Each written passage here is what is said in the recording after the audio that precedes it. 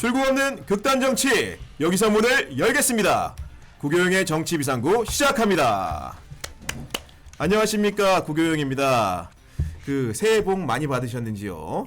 설 연휴 기간에 아주 경사스러운 일이 있었습니다.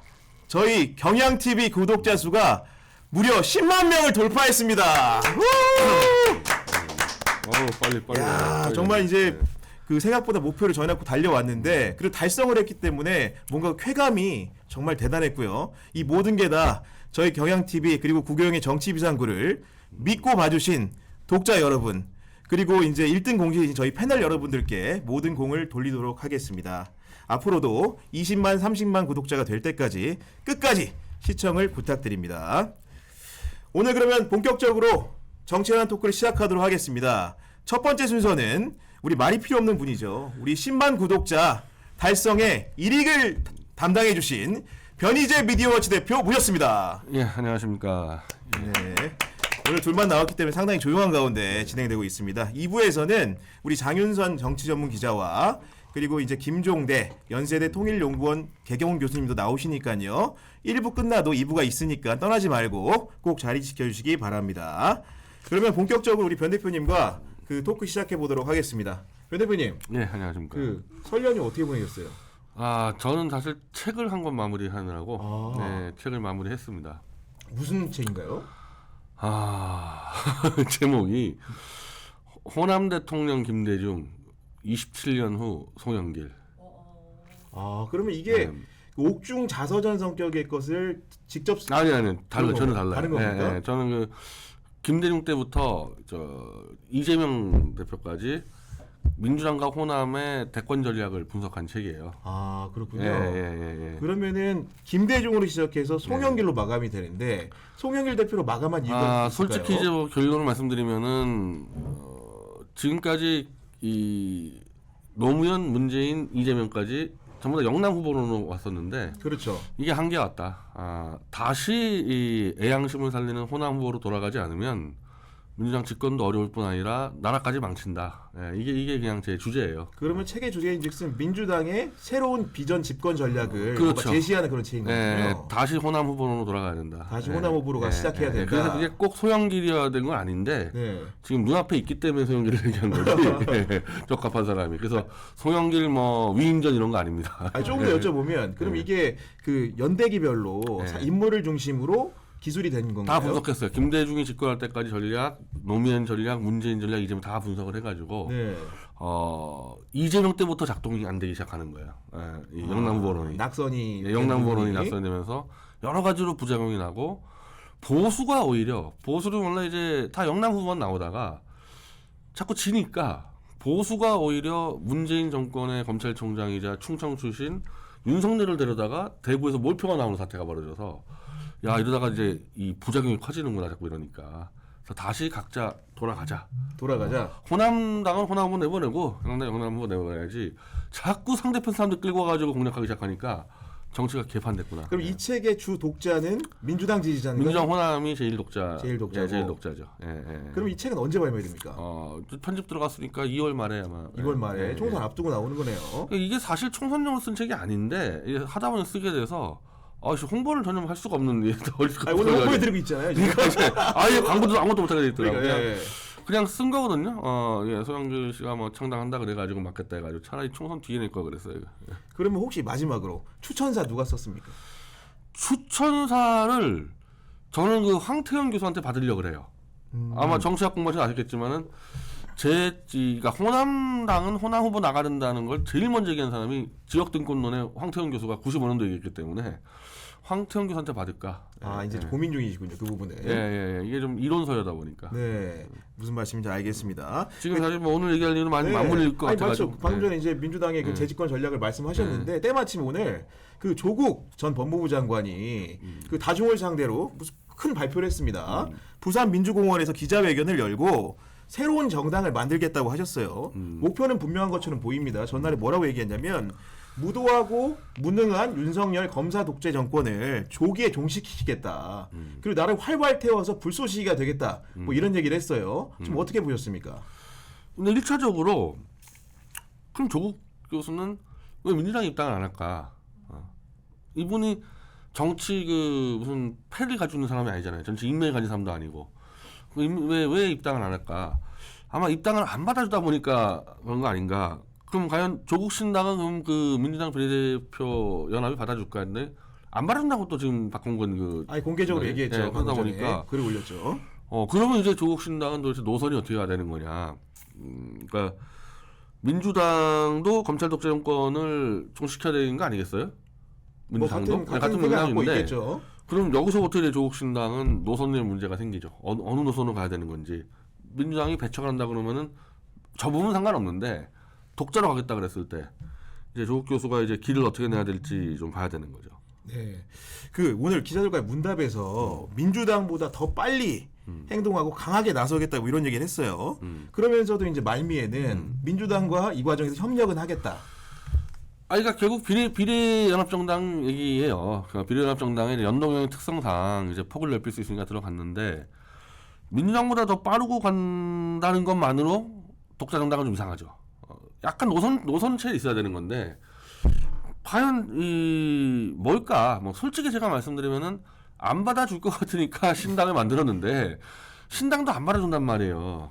그럼 조국 교수는 여기서 어떻게 할지 이건 예상을 한 건지. 그리고 민주당이 안 받겠다는 게 지금 박홍근 의원의 이제 추진단장이죠. 네. 이게 과연 당론인지 박홍근 의원의 개인 생각인지 사실 지금 결정된 건 아무것도 없죠. 지금까지 연동형 비례제만 하더라도 정청래 씨가 얘기할 때 당론인 줄 알았거든요. 그 당론도 아니야. 그러니까 지금 이 얘기도 모르는 거고 현재 민주당은 결정 장애에 걸려 있어가지고 뭐 하나 결정을 아무것도 못하기 때문에 오늘로서 조국 신당은 민주당의 비례 정당에 참여 못한다? 저는 그거 결정 났다고 보지도 않아요. 아 나중에 추후에 바뀔 수도 있다. 바뀌고 안 바뀌고 이게 계속 시간을 끌겠죠. 시간을 질질 끌어서 뭐 거의 결정장애 수준을 끌다가 뭐 나중에 어떻게 될지 모르겠지만은 아마 오늘 어디서 튀어나올 겁니다. 이제 저녁 되면은 무슨 민주당 핵심 관계자 그래서 조국 신당 배제는 박홍근 개인 의견이 나올 겁니다. 지금 계속 그래요 민주당 쪽의 의견은. 그리고 나서 마지막에 이재명 대표가 정리하는데 맨날 타이밍 늦어가지고 이미 판다 깨지고 이제 정리했는데 네. 이거 지금 정리 안 된 겁니다. 근데 어제 보면은 그 어제 이제 홍익표 그 원내대표가 나와서도 지금 우리가 추진하는 비례연합정당 명부에는 기존에 있는 3개 진보정당만 있지 조국 신당이 선상에 없다라고 운을 깔았어요. 그리고 오늘 정청래 최고도 보면 따로 또 가치라는 표현을 굳이 씁니다. 그리고 박홍근 선거연합 추진단장도 명백하게 그 바탕 위에서 이번 총선 승리를 위해서는 같이 하기 어렵다고 밝혔는데 이래도 바뀔 수 있다고 보시는 거예요? 자 그러면 송영길 신당은 지금 어떻게 되는 건가요? 송영길 신당. 네.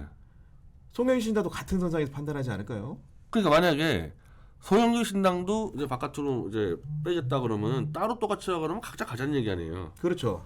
그러면 이제 마치 2016년도에 안철수 신당과 민주당이 격전을 벌였듯이 그렇게 될 가능성이 높은 거죠. 그러면. 근데 만약에 지금 송영길 신당이나 조국 신당은 정확한 지역구 출마를 어떻게 하겠다 말을 안 했는데 이게 사실은 비례연합정당으로 갈 경우에는 민주당하고 예전에 그 지난 선거에 열린민주당이 했던 것처럼 따로 그냥 비례정당만 할 수도 있는 거 아닙니까? 만약에 비례연합정당으로 받아준다면은 지역구 출마를 최소화한다. 그러니까 예를 들면 소영길 신당 같은 경우는 소영기 한 명만 나간다. 지역구로. 호남에. 그리고 호남은 상관없지 않냐. 왜냐하면 소영길 대표도 그렇고 조국 대표도 그렇고 재판에서 엄청난 불이익이 받고 있어요. 분명한 건 맞습니다. 이건 이 정권의 불이익이 받기 때문에 자기가 배지를 달고 승부를 하지 않으면 이건 게임이 안 되는 거기 때문에 자기 생존 문제가 걸려 있는 거고 그건 이재명 대표 마찬가지거든요. 같은 처지야 이재명 대표. 같은 처지인데 막말로 왜 당신은 배지에다가 당대표를 쥐고 보호막하고 있고 조국과 소영길은 허업판 내보내냐. 그럼 서로 막 나가는 거 아니냐. 그렇게 될 수가 있는 거죠. 그래서 만약에 비례정당 안 받아주면요, 아마 소영길 정당은요 수도권부터 호남 다 나갈 겁니다. 예, 그렇게 되면. 그 조국 그 전 장관 같은 경우에 오늘 문답을 들어보니까 일단 그런 얘기는 했어요. 지역구에서 윤석열 정당과 1대1로 하는 게 중요하다. 우리는 그 노선에 동의한다는 식으로 말은 했거든요. 1대1 구도를 만들겠다. 지역구에서. 아 근데 조국 교수 쪽은 누구 있어요? 출마자가? 정치 안 하신 분이잖아. 그렇죠. 안 해봤죠. 아니 네. 그래서 지금 이 조국 교수 뒤에 탁현민 얘기가 나오는데 저도 상당히 많이 들었는데 어제 펜앤마이크에서 탁현민 배우설을 제기를 했어요. 실질적으로. 아, 대기하셨군요. 예. 네. 저는 원래부터 듣고 있었는데 아니 저거 봐라. 저 보수 매체에서 어떻게 알았을까? 이 펜앤마이크가 이제 탁현민 설을 제기하고 탁현민이 들어와 있다는 얘기는 문재인까지 들어와 있다는 얘기 아닙니까 저거는? 그러니까 조국 교수 말대로 과연 조국이라는 사람이 평생 교수만 사람이 갑자기 저 신당을 어떻게 꾸리냐, 뒤에 범문재인석이 있는 거 아니냐, 이랬을 때 얘기가 달라지죠. 이거. 근데 이게 기본적으로 어제 상황이 그렇지 않습니까? 일단은 노무현 대통령 봉화마을 가서 참배를 합니다. 민주당 사람처럼 했죠. 가서 하고 그다음에 양산으로 옮겨서 문재인 전 대통령을 만납니다. 그리고 대화를 나눈 내용들을 또 공개를 일부 했죠. 그리고 얘기를 들으면 끝에 술까지 마셨다는 거, 한잔 했다는 겁니다. 뭐 권하게 취하진 않았겠지만은. 그리고 나서 오늘 또 상징적인 곳에서 또 이렇게 출마 선언을 합니다. 부산 민주공원이라는 곳에서. 이게 보면 사실은 연출이 기본적으로 없이 그냥 막 하기는 어려운 동선 아닙니까? 동선 좀 나름대로 짜고 광주를 딱 목포까지 가는데 누구 한 명 기획자가 붙어 있는 것 같은 느낌이 들긴 들죠. 그러면 그 사람은 아마도 탁현민 하여튼 정말 이름 많이 나와요. 탁현민 이게 많이 지금 나와요. 상황에서. 그래서 아마 공식적으로 드러난 얘기도 있거든요. 네. 그리고 조민까지 붙이겠다는 말도 나오고. 조민까지. 네, 조민까지 붙여서. 그리고 지금 임종석 문제로 지금 골치 아프잖아요, 이 지역구 문제가. 그렇죠. 그러니까 만약에 이 임종석이 상대해서 그렇죠. 문재인 정권에 관련된 사람들 한 몇십 명 됩니다. 뭐 고민정부터 해가지고 유명창까지 합치기 시작하면은 그 사람들이 공천 불이익 받는다 그러면 글로 대거 옮겨버리지 않겠어요, 조국신당 쪽으로? 만약 이런 식의 모델은 성립될 수 없는 거예요. 예를 들면 지금 사실은 문재인 정부에서 고위공직자 중에 검찰 수사를 받아서 재판에 넘겨졌거나 혹은 검찰 수사 중인 사람이 굉장히 많이 있잖아요. 그런 사람들을 리스트업해서 비례정당을 만들 수 있다. 사실은 충분히 인적 구성 가능해 보이거든요. 예를 들면은 그건 소영길 대표 쪽은요, 돈봉투 누명 쓴 사람 21명이에요. 그 돈봉투 누명 21명이 원내교섭단체를 구성할 수 있다고 얘기 많이 나오는 거고, 그리고 오늘 아마 통보가 되는 걸로 알고 있는데 하위 20%, 그 169명 의원 중에서 하위 20%를 개별 통보한다는 거 아니겠어요? 그럼 거의 30명쯤 되지 않습니까? 그리고 공천 과정에서 이제 뭐 친명 비명 뭐 수박 하다가 뭐 좀 위험한 사람들 하면은 꽤 많다. 여기가 배지가 지금 날라간 사람도 꽤 많다. 그러면 조국 신당하고 소영길 신당이 주워 먹어도 충분히 원내교섭단체를 구성할 수 있을 정도로 가능한 상태죠. 기호순번도 상당히 상위로 올라갈 수 있는 조건이 될 것이고, 그럼 비례연합정당으로 비례수법만 내더라도 선거를 치르기에 굉장히 호조건이 구성된다고 볼 수도 있지 않습니까? 그리고 호남은 다 낸다. 호남은 24개 다 내겠다는 쪽이고. 다 낸다. 왜 조국 교수 부산 출신인데 왜 호남 들어옵니까? 광주하고 목포에. 호남에다가 출마를 시키는 것은 야권 분할 얘기가 안 나오거든요. 호남 출마시키는 건. 아마 그럼 조국 신당도 아마 호남에서 활동을 할 거고, 이낙연 씨 지금 야양자 지역구 나간다는 소리 뭐 거의 확정된 것 같은데. 그렇죠, 나오고 있죠. 이분도 이거 지금 이준석 끌고 호남 들어와가지고 아마 이분은 또 호남 대통령 선언 할 겁니다. 아마 들어올 거고. 소영길 신당도 그건 뭐 제가 뭐 또 이론서를 쓴 사람이니까 호남이 거의 이 격전지가 되겠죠. 그러면. 아니 송영길 전 대표는 기본적으로 지금 이번 선거에서 지역구의 호남 지역에 본인을 포함해서 여러 사람을 후보로 내겠다는 계획을 갖고 있는 하고 거예요. 있어요. 그거 왜 그러냐면은 민주당 호남이 너무 엉망됐다 정치가. 사실은 이 검찰 독재 정권이라고 이재명 대표, 소영길 대표, 조국 교수 셋 다 규정하고 있는데, 그러면은 제일 잘 싸워줄 사람들이 호남 쪽이어야 되는데 호남 28개 지역구 중에서 싸우는 사람은 두세 명도 안 된다. 이거는 경쟁을 하자. 잘 싸우는 격으로. 그래서 다 같이 출마하자. 그런 입장의 소영길 대표예요.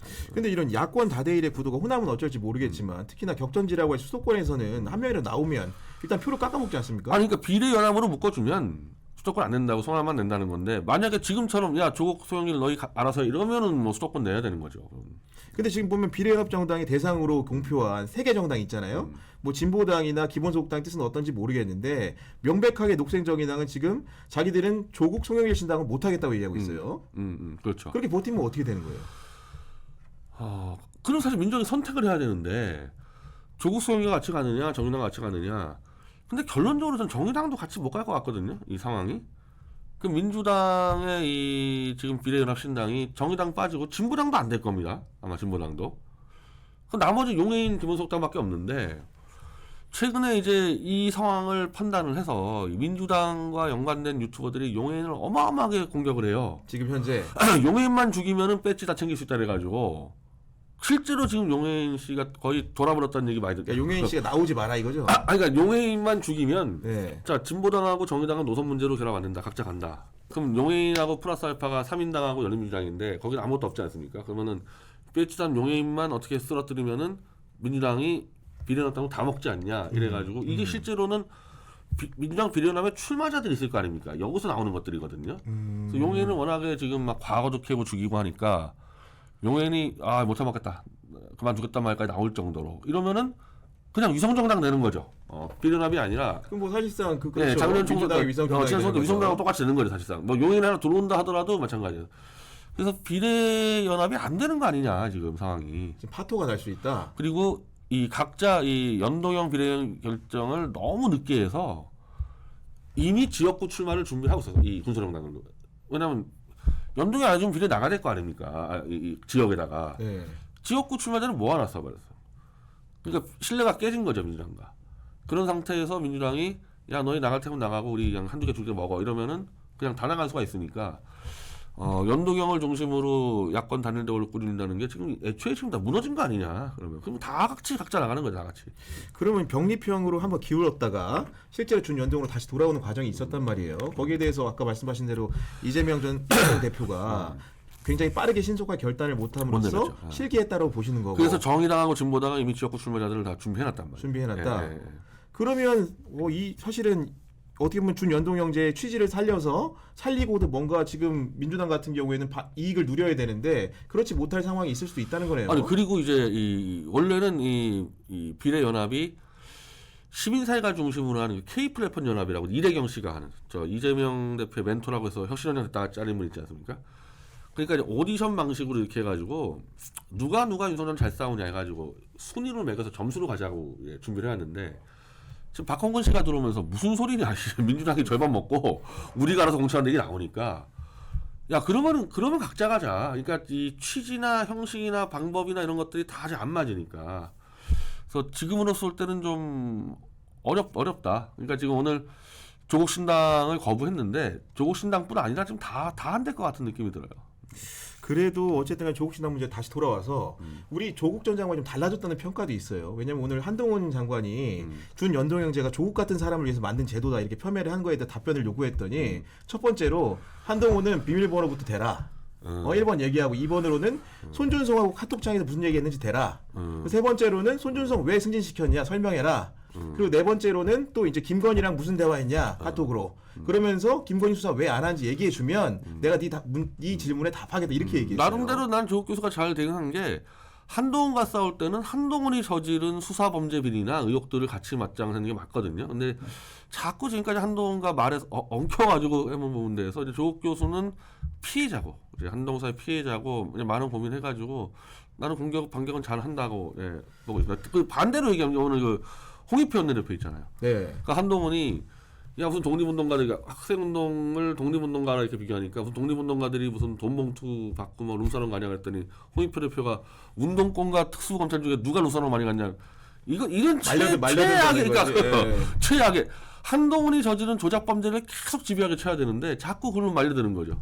그러면 일반 국민들은 야 누가 룸사롱 가져갔는지 한번 다 영수증 가져와라 이렇게 된단 말이에요. 특수활동비 영수증 갖고 와라. 그냥 운동권들도 사실은 그걸로 지탄을 받고 있고 검사 마찬가지인데 누가 더 많이 마셨냐 얘기하면 뭐 하자는 얘기입니까? 그러니까 그런 거에 대해서 조국 교수가 그래도 좀 고난을 겪으면서 이제 공격 포인트 아는 거죠.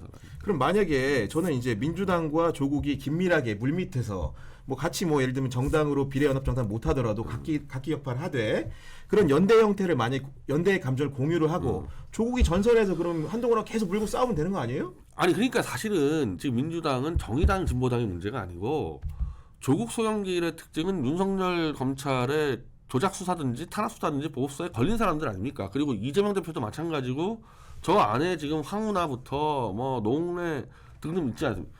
다 같이 묶었어야 되는 거예요. 이거를 이 모든 거를 야 우리는 윤석열 한동훈이 개입한 수사를 인정 못하겠다. 그러니까 이 사람들 피의자라든지 취급 안 하겠다고 딱 정리했으면 되는데 이걸 잘라내다 보니까 그럼 도대체 어디까지 잘라내냐 하다가 결정적인 상황에서 조국과 소영길을 잘라야 되는 사태가 벌어진 거 아닙니까? 그러니까 이걸 묶었어야 되고 지금에도 묶어야 되는 거예요. 그러니까 민주당 입장에서는 오히려 그렇게 이제 물밑에서 아까 말한 대로 조국과 연대가 있다는 가정하에서 한 라인이 있다는 겁니다. 그렇게 따지면 민주당은 중도를 확장하는 게 표 득표에 도움이 되니까 검찰 문제를 언급을 최소화하고 그리고 이제 그 자기들 밖에 있는 조국 신당이 그 문제는 앞서 싸워주면 결국은 본인들 중에서도 이제 강하게 싸우길 원하는 지지자들은 또 거기 가서 지지표를 던질 거 아닙니까? 그런 식의 역할 분담도 될 수 있는 거 아니에요? 그래서 이제 그걸 특수부대라는 용어를 쓰는 건데 조국 소형길 신당이 최전방 가서 싸우는 특수부대하고 민주당은 본질을 지킨다 그러는데 저는 그것도 아닌 것 같고 그냥 다 같이 검찰하고 싸워서 들어가는 게 득표에 가장 좋다고 봐요. 무조건 도움이 된다. 뭐 이런 식으로 얘기를 하는 사람도 있더라고. 조국과 소영길이가 욕먹는 거를 다 욕바지를 해주고 민주당 선거 치른다 그러는데 아니 지금 국민들은 욕을 먹든 말든 빨리 싸서 정리해달라는 게 요구이기 때문에 당을 같이서 연대를 하든 아니 합당을 하든 원래는 단일 대우로 갔었어야 되고 그걸 중심으로 이제 군소정부당대 묶었어야 되는데 지금 이 첫 단추 잘못 껴가지고 이거 수습이 안 될 것 같아요. 지금 선거가 이제 2달도 안 남았어요. 근데 단일 대우로 갈 수 있는 개연성이 아직도 남아 있습니까? 실마리가 있습니까? 아니 이재명 대표가 당장 지금 이거는 이번 주 안에 선언해야죠. 지금 박홍근 이 단장이 안 된다 얘기기 때문에 이재명 대표가 당장 내일 엎어야죠. 우리는 이 검찰에 탄압받는 사람들은 다 우리 아군이라고 선언해야 되는 거죠. 그런 빠르고 신속한 선언이 그리고 있어야 조국을 된다. 이 막았다는 얘기는 소영길 신당 쪽에서는 우리도 막겠다고 생각할 수밖에 없기 때문에 당장 지역구 출마다 지금 깔아버릴 거 아닙니까? 이렇게 되면. 근데 송영길 전 대표 같은 경우에 사실은 옥중이기 때문에 그 어쨌든 간에 조국 전 장관은 항소심에서 유죄 판결을 받았지만 밖에 있는 사람이란 말이에요. 역할이나 영향도 좀 다를 수 있는 거 아니에요? 옥중에 있는 게 더 좋을 수도 있죠. 어떤 의미에서 그렇습니까? 옥중 출마로 예전에 이제 유신 때 손주왕 씨가 한번 당선된 그 이전도 있었는데 옥중 해가지고 득표율이 엄청 올라가서 손주왕 씨가. 옥중 출마를 해서 그분은 이제 선거 뛰다가 잡혀갔는데 그래서 옥중 당선돼 버렸단 말이에요. 오히려 지금 이 호남의 지금 이 상황을 보면요, 이 옥중에서 출마하고 이 싸우고 창당하는 게 조국 교수보다 더 큰 이제 파견을 낼 수 있죠. 조국보다 더 큰 힘을 낼 수 있다. 그래서 저 지난주에 리얼미터 조사에서 소영길 신당 호남에서 지지 의사가 34%가 나왔거든요. 34% 나왔습니까? 예. 근데 더 중요한 거는 소영길은 정치적 탄압에 당했다가 60%, 그러니까 감옥에 간 거에 대해서 정상적인 수사였다가 20%인데 그 호남도 이제 보수층이 있단 말이에요. 그거 빼버리면요, 민주당 지지층은 거의 절대 다수가 소영길은 정치 보복에 당했다고 보기 때문에 지지율이 거기까지 확장될 수도 있는 거죠. 그러면 좀 더 미세하게 우리 송영길 전 대표는 광주에 어디로 나옵니까? 양양자 이낙연 후보가 나오는 거기 나올 수도 있습니까? 그럴 수도 있고, 근데 옥중이다 보니까 이 관리가 안 되니까 손희연 씨가 들어가서 이미 목포에 꽤 많은 그 조직이 만들어놨거든요. 목포에. 그래서 목포가 어차피 김대중 고향이고 하니까 목포에서 다시 호남 대권 만든다는 정도로 목포로 갈 수도 있고. 그래서 그건 뭐 아직까지 좀 고민 중인 것 같습니다. 그 조국 전 장관이 또 했던 워딩을 보면은 대한민국의 변화를 끌어내는 강소 정당이 되겠다는 표현을 썼어요. 그 강소 정당 주로 어떨 때 쓰는 표현이죠 이게? 그거 국제적으로 쓰는 표현인데. 그러니까요. 예, 국제적으로 쓰는 표현인데. 글쎄, 그 표현이 연대 쓰는 뭐 저도 잘 모르겠지만 예. 뭐 선거 연합이나 이런 걸 염두에 둔 말일까요? 아니 어렵다? 그냥 그 작지만 강한 나라 말씀하시는 것 작지만 같은데. 강한 나라. 예. 그래서 이게 국제교육 때 말씀 건데 뭐 그거 아니겠습니까? 네. 특수부대 말씀하신 것 같아요. 특수부대로 우리가 전선에서 예, 뛰겠다. 작지만 강하게 뛰겠다. 예. 그러면 조국 전 장관과 송영길 전 대표는 뭔가 그런 의사소통을 계속 해온 거예요? 아니요, 이 두 분은 별로 연인이 없고, 그 중간에 문재인 대통령 껴 있는데 이 소영길하고 이 문재인 노선이 별로 맞지도 않아요. 그 소영길 대표는 노선이 검찰하고 들이받고 싸우는 거를 빼고는 상당히 이제 중간 중도나 심지어 온건보수로 많이 와 있을 겁니다. 이 노선 같은 경우가. 그러니까 옛날에 DJ가 집권했을 때 김종필하고 손잡았을 때 DJ 김종필 노선과 같이. 그러니까 그 부분하고 조국 교수가 사실 노선 안 맞는 수도 있어요. 근데 일단은 검찰적으로 끝장내겠다는 맞은 테니까 선거 때 연대는 충분히 가능하죠. 아니 근데 뭐 이렇게 매치업 될 수 있지 않을까요? 문재인 전 대통령하고 조국 전 장관은 직속 그 상관 부하 관계였죠, 그죠? 대통령과 장관을 했으니까 또 이재명 대표와 송영길 전 대표의 관계라는 건 지옥까지 물러준 사이 아닙니까? 동지 관계라고 할 수 있죠. 동지 관계잖아요. 네. 그러면 그 두 분이 나서서 각자 설득하면 그 특수부대 역할을 할 수 있는 거 아니에요? 아니 지금 사실은 이재명 대표 문재인 만나서 문명정당인가 뭐 하지 않았습니까? 그렇죠. 예. 아니 그럼 둘이 정리됐으면은 둘이 이제 조국 총리 정리가 되는 게 정상인데 왜 둘이 만난 다음에 오히려 임종석 문제로 더 커지고 이게 도대체 만나서 합의한 거 맞냐 지금 왔다 갔다 하니까 역시 이 부분도 이재명 대표가 정리를 해서 원칙적으로는 그거 다 합치는 게 맞죠. 이재명 대표가 또 대선을 노리고 있는 사람 아닙니까? 그러면 다 잡아야죠. 근데 이게 잘 안 돌아가니까 그리고 여기서 또 하나 이 문제는 문재인 대통령이 윤석열 정권에 대한 입장이 없어요 지금까지. 윤석열 정권에 정확하게 윤석열 정권에 대해서 내가 검찰총장 시킬 때는 이거를 기대했었는데 이 사람이 나를 배신하고 속이고 뭐 그래서 지금은 이 사람을 끝장내야 되겠다. 이게 나와야 되거든요. 그래야지만 연결되는데 없어요.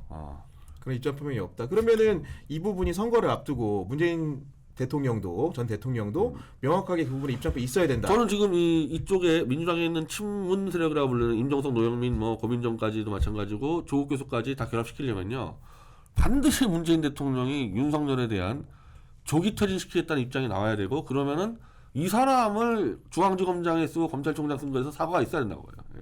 그러면은 오늘 조국 전 장관은 윤석열 정부를 조기 종식시키기 위해 내가 신당을 만든다고 했습니다. 문재인 대통령 그런 얘기를 자기 입으로 못하는 이유가 있어요? 보시기에? 저는 솔직히 문재인 대통령은 조국도 내 새끼, 윤석열도 내 새끼, 이낙연도 내 새끼 이 마인드가 아닌가. 저 이낙연 씨가 하는 행동 이상하잖아요. 이낙연이야말로 문재인 대통령이 제동을 걸어야 되는 거 아닙니까? 총리를 한 사람이 얘기 안 하잖아요. 얘기 안 하잖아. 그러니까 다 내 새끼라고 보는 것 같아. 다 문재인 정권에다 뭐 2인자, 3인자, 4인자들 아닙니까? 이런 2중, 3중, 4중 플레이어지 문재인 대통령 하는 거는. 그래서 임종석 씨가 자기들은 윤석열에게 속았다 그랬잖아요. 네. 그 문재인은 문재인 씨도 속은 거냐 아니냐? 문재인 대통령의 직접적 입장표명이 있어야 됩니다. 입장표가 있어야 된다. 그럼 이런 관계를 지켜보는 이재명 대표 같은 경우에는 얼마 전에 SNS 글을 올렸죠. 뭐 친문이니 친명이니 다 없다. 이번 선거에는 실력만으로 한다. 뭐 이런 취지의 주장이었던 것 같은데 당대표가 이렇게 선거 중간에 빨리 얘기한 것도 이례적인 것 같아요. 근데 사실은 그 문명 정당이니 뭐니 할 때 이재명 대표가 문재인에게 욕을 했어야죠. 윤석열에 대한 입장 분명히 밝혀달라. 그래서 같이 끝장내자 함께 이렇게 얘기했어야 되는데 공직선언을 같이 선언해야 된다. 문재인 씨가 안 하니까 그러니까 지금도 상당수가 문재인은 윤석열과 내통하는 거 아니냐는 의심을 엄청나게 하고 보수에서 더 많이 하는 게 왜 윤석열은 문재인 수사 못하냐.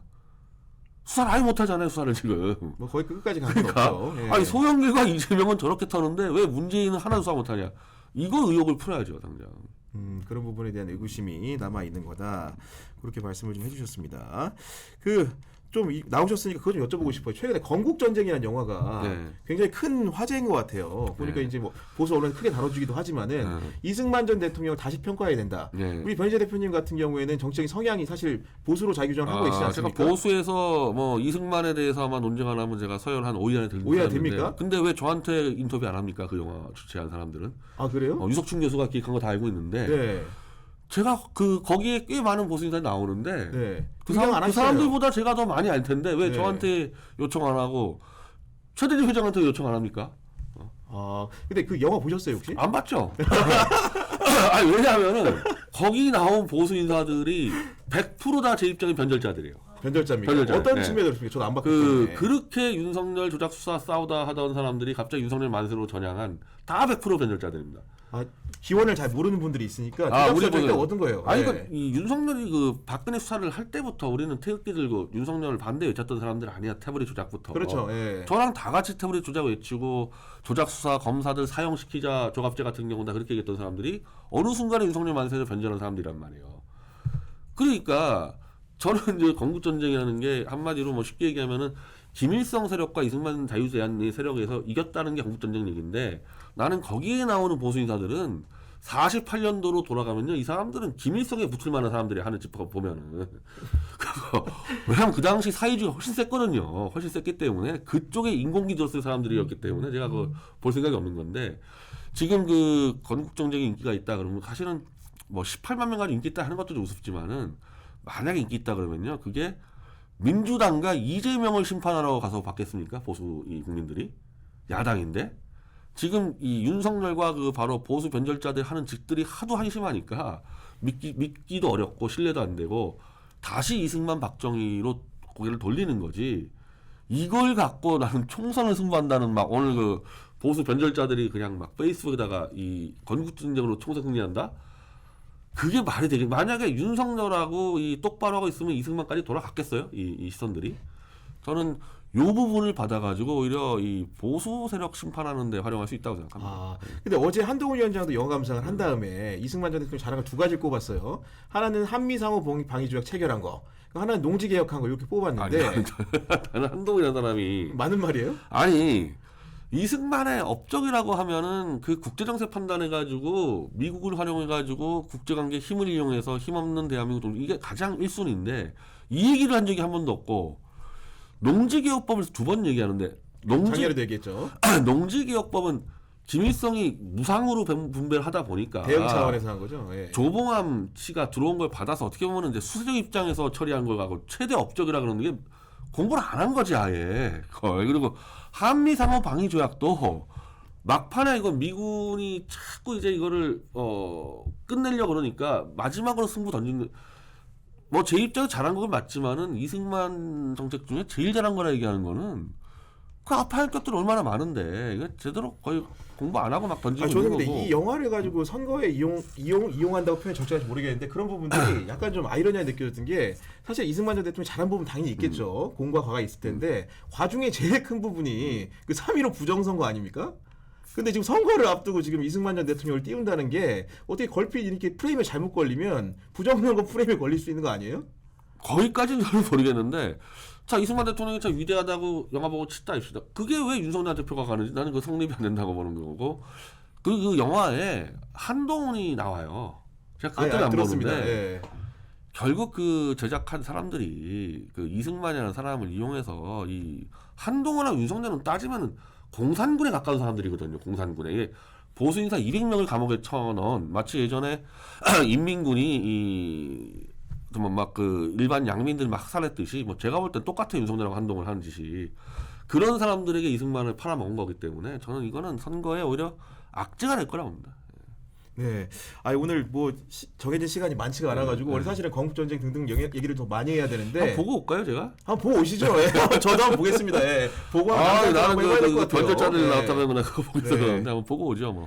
예, 오늘 1부에서 우리 변희재 대표님 만나봤고요. 그 우리 10만 구독자 1등 공신님을 저희가 잊지 않고 있습니다. 그래서 이제 원래 월요일 날 보통 정기 출연을 하시는데 오늘 화요일 날 급하게 모신 점 우리 시청자 여러분들 감안을 좀 해주시기 바랍니다. 그 다음 주에 또 뵙도록 하겠습니다, 변 대표님. 예, 감사합니다. 네, 감사합니다. 네.